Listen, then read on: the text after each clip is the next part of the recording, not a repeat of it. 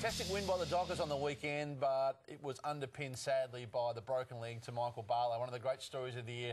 He's out for the rest of the year and maybe all of next. We'll analyse the fallout for that in a moment, but first we'll take a look at the injury, and we must warn you, these scenes are a little bit distressing. If you're like me, it might be a bit much for you.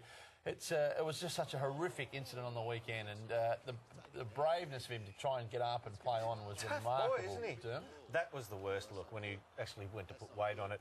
He's as tough as they come. You see, he just lay back on the stretcher and accepted his fate, and there was no squirming or rolling around. I don't want to be the bearer of bad tidings. I don't want to shoot Bambi, but what on earth was Reece Palmer thinking? Couldn't agree more. Like that, Reece, you've got to make amends for that guy, for Barlow, because that was quite selfish. And if he had have done, I'm sure that's not what his coach would have wanted him to do. And he was in a position he should not have been in. I'm sure he's going to learn by it. Unfortunately, it's at the expense of a broken leg.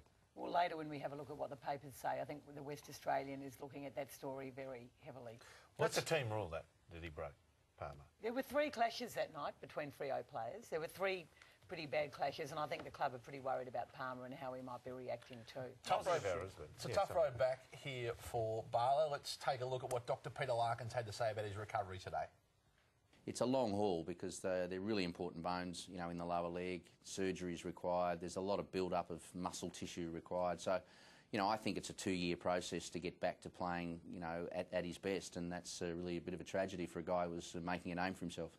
14 fabulous rounds of football that captivated everyone. Is he All-Australian after 14 rounds? No, not Tomo? yet. No.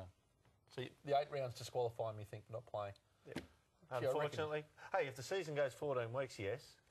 Surely he could be pushing for an interchange bench for what he's done. He could still finish top 5 Brownlee medal. Look, if today was round 22, I think he's knocking on the door, but I wouldn't have him in the All-Australian team. Okay. Port Adelaide, gee whiz, they got some problems. What do you think, Carrie? Yes, I would have him in. I think he's going to... Gee, you're a dominant figure. Just because you think you've got Gary around your little finger. I'm not going to watch them tonight, I'm sorry.